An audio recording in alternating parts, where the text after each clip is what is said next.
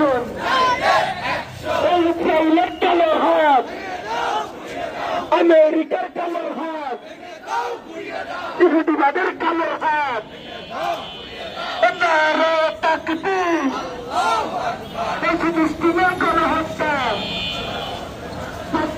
করতে হবে। আমার ভাইয়ের রক্ত, আমার বোনের রক্ত, এই ইসরায়েলের কালো হাত,